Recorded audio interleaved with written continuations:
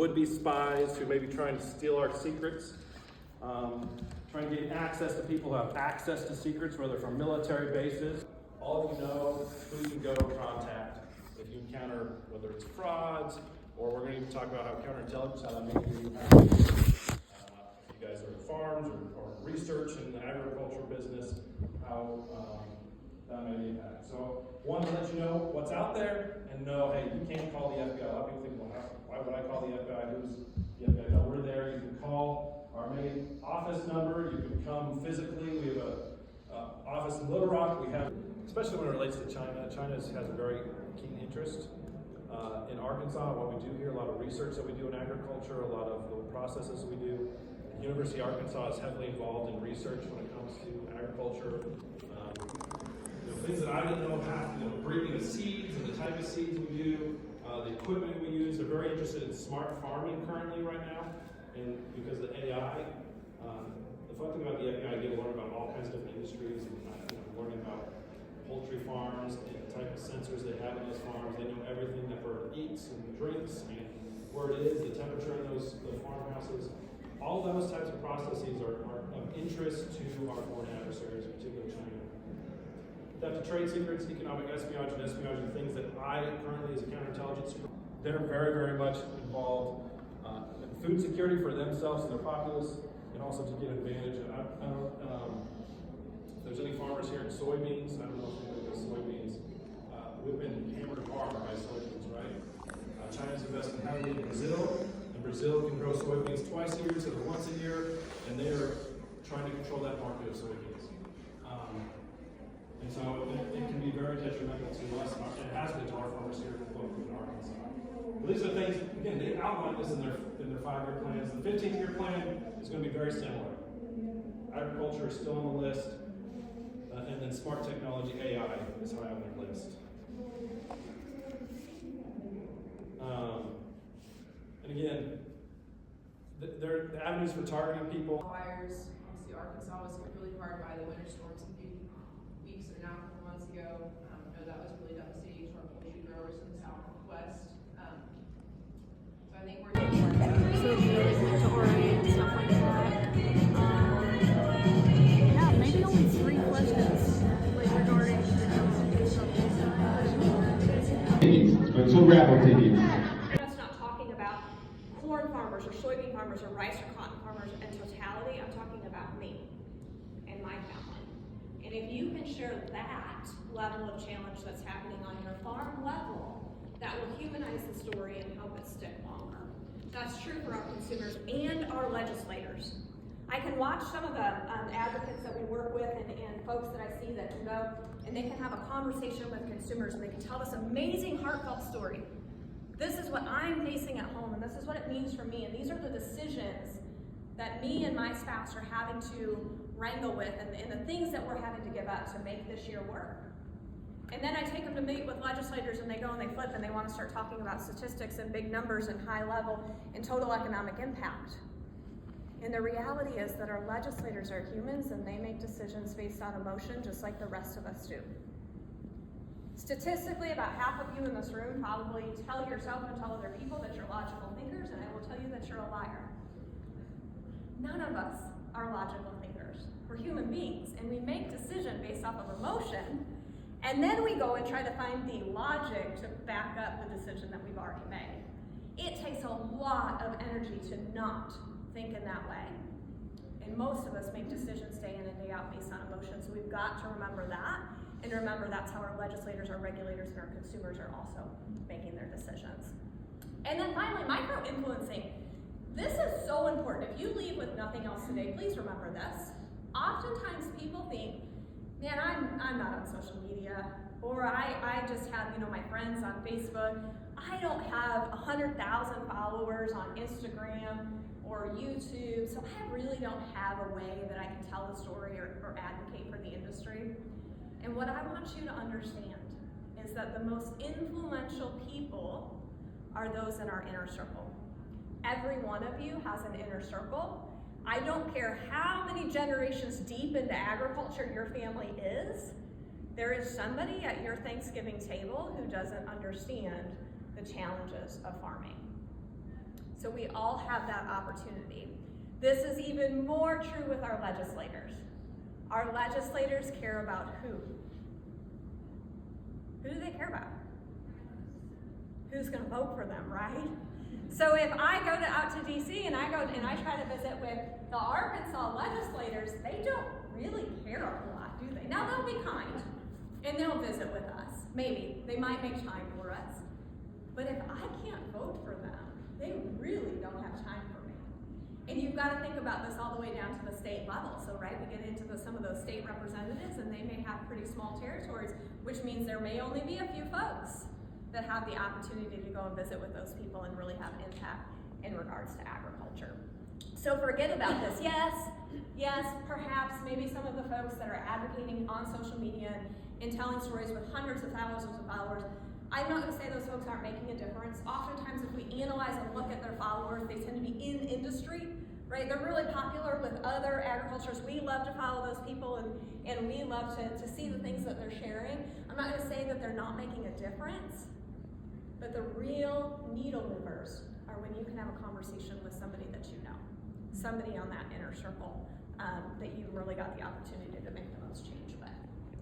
Now we're going to jump into a discussion. So what I would love is years to realize that if I get invited to a wedding in May or October, I might as well just RSVP for one, right? And then if it rains and he can come, I figure, well, like somebody will probably not show up and they'll be okay and he can come along, right?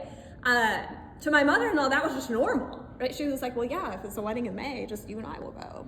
They're not going to go. Okay, all right. So it took me a minute to get used to that. Another thing, Christmas morning. Right? Every morning, but Christmas morning is a great opportunity to show that, hey, if we've got livestock, like our Christmas morning looks a little bit different than your Christmas morning.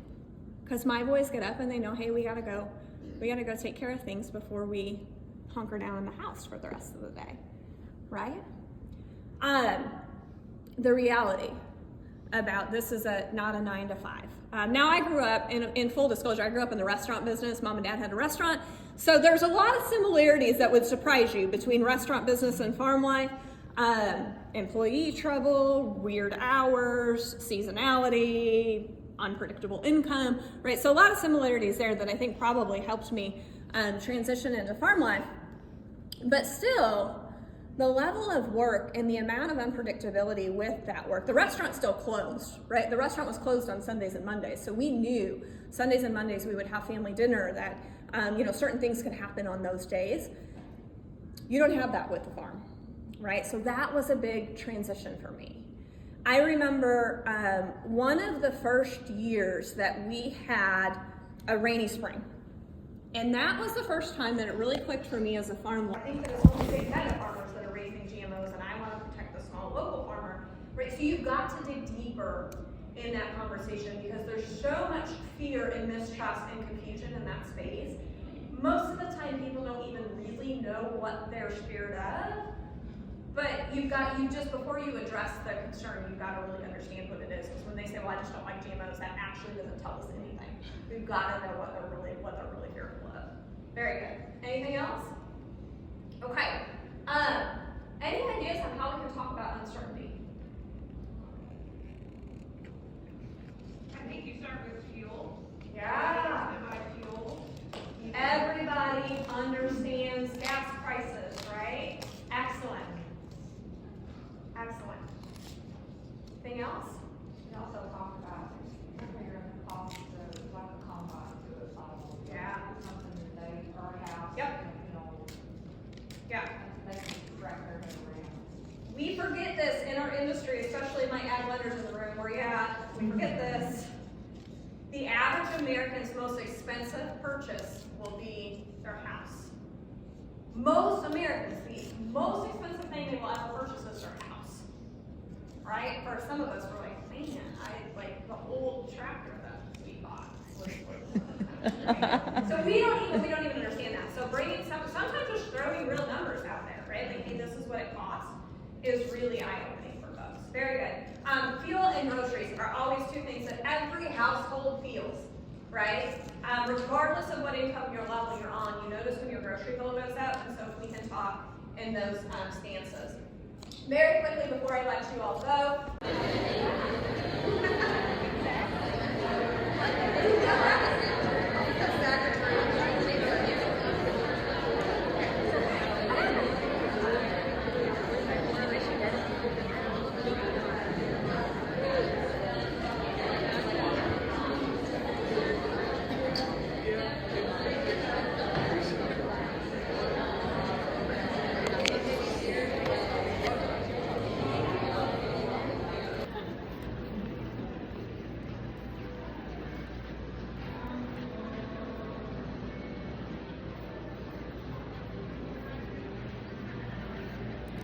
Of Marketing and Communications at Riceland Foods. I manage a team of 3. We basically run an in-house ad agency doing a little bit of everything. We are a farmer-owned cooperative, so everything we do goes back to our farmer members. But we're also a food company, so we have all the business lines and sales and all the things associated with that. Outside of work, my husband and I have a small registered worker flock, so we're planning on growing that and involved in agriculture on a personal level. Good morning. My name is Michelle Buffkin-Horton. I serve as the Executive Vice President for the Arkansas Cattlemen's Association. So we are a not-for-profit lobbying organization for cattle producers all across the state.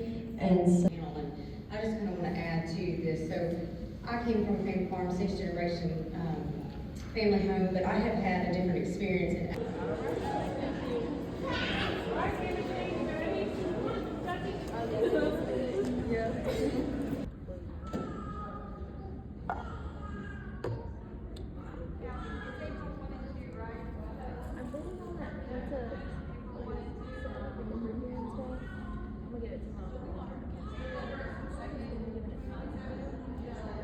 And I'm gonna get over here and my stepdad. Body set. Last time I went to it, so I only bid 30. So, there's no videos, just phone Look in the mirror, and I see 26. When I go through, there's a little coffee shop. There's old men, cattlemen, and sawmillers that's are participating in these things as you're a woman in agriculture. They're learning, and the time they're ready to go to college, they almost have a degree. But anyway, thank you so much. I appreciate it, and as I said, I feel guilty getting an award for something I love.